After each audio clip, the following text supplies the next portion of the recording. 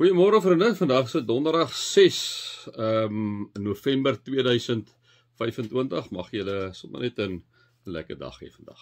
Kom ons raak net so 'n bietjie stil.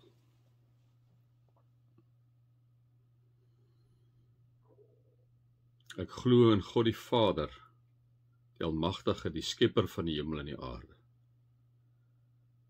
Jesus, ek glo in U as die enigste Seun van God, ontvang van die Heilige Gees, gebore uit die Maagd Maria, wat gelei het onder Pontius Pilatus, gekruisig is, gesterwe het en begrawe is, ter helle neergedaal het, vir my, vir ons.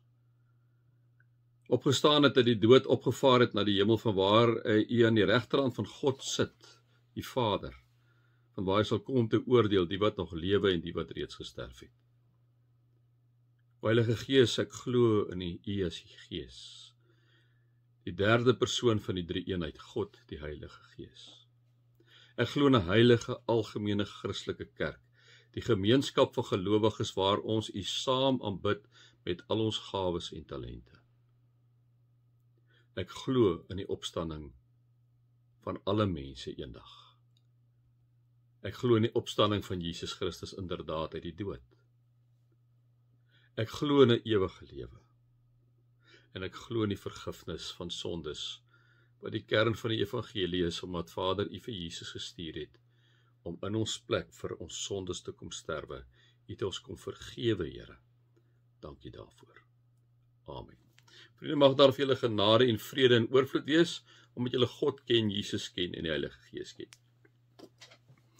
Vriende, ons is nog steeds hier so by Efesiërs 6, soos ek sê, ons is nou by die praktiese kant. Ons het 'n bietjie stil gestaan by Paulus hierso in Efesiërs 5, waar dit gegaan het oor lewe as mense van die lig. Hy het 'n bietjie aangespreek die hele ding van die man en die vrou, 'n bietjie ouers en kinders, bietjie eienaars en slawe, wat ons getipeer het as werknemers en werkgewers. En dan is ons nou hierso by vers 10, waar ons gister vir mekaar gesê het, soek julle krag in die Here en in sy groot mag. En dan vers 11. Trek die volle wapenrusting aan wat God julle gee, sodat julle op julle pos kan bly. Ondanks die listige aanslae van die duiwel. Ons stryd is nie teen vlees en bloed nie, maar teen elke mag en gesag, teen elke gees wat heers oor hierdie sondige wêreld, teen elke bose gees in die lig. Vriende,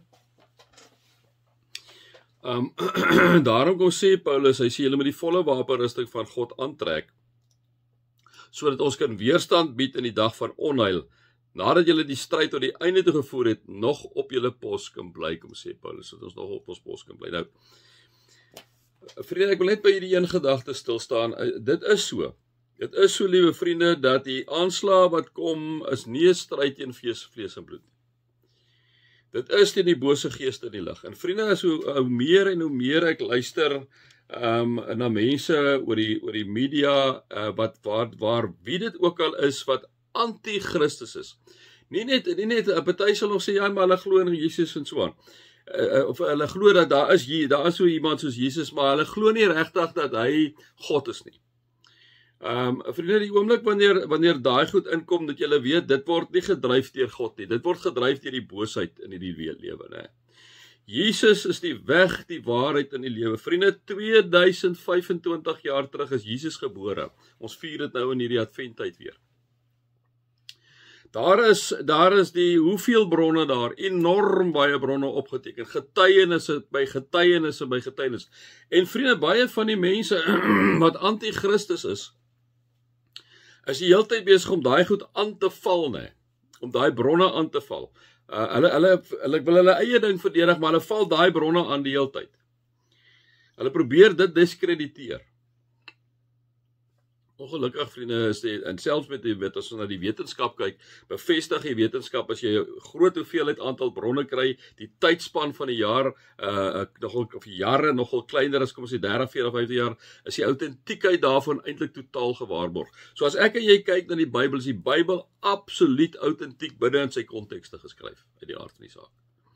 En daarom, liewe vriende, moet ons vir mekaar kom sê, wanneer ek en jy aangeval word, deur wie? Op watter vlak ook al, vriende, aangeval word omdat ek en jy kinders is van die Here. Wat ons nou sien hier aangaan in Afrika, waar hulle weer hoeveel duisende Christene doodgemaak het, kerke afgebrand het. Liewe vriende, dit is die aanslag van die bose en ek en jy moet daaroor 100% seker wees. Die bose is live en wel. Vriende, hulle sal ons aanval. Dis hoekom ek altyd vir julle sê, ons land is ons eintlik nog nice, ons het ons probleme. Maar vriende, daar's nie hierdie godsdienstgoeders nie, want die oomblik wanneer hierdie godsdienstgoed kom, dan het ek en jy groot probleme, né?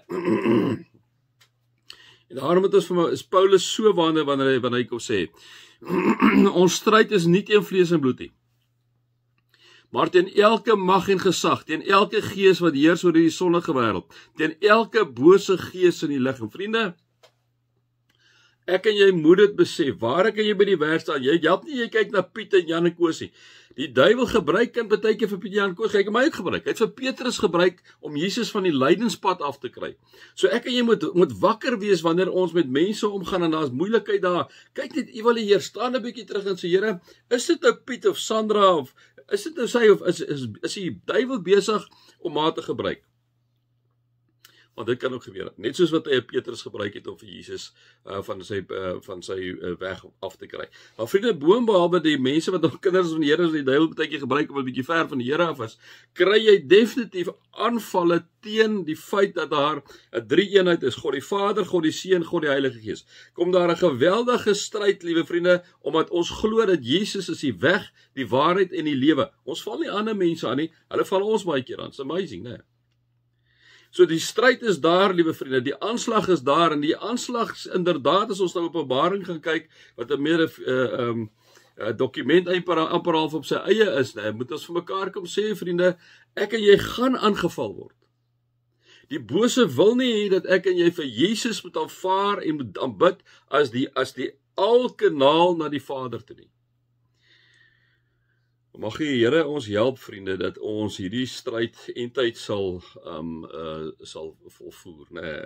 En dat die Here ons daarmee help, en daarom kom Paulus en kom gee natuurlik nou die wapens, die wapenrusting van God, maar dit sal ons volgende keer hanteer. Mag julle God se liefde ervaar, Jesus se genade ervaar en die Heilige Gees se teenwoordigheid ervaar. Amen.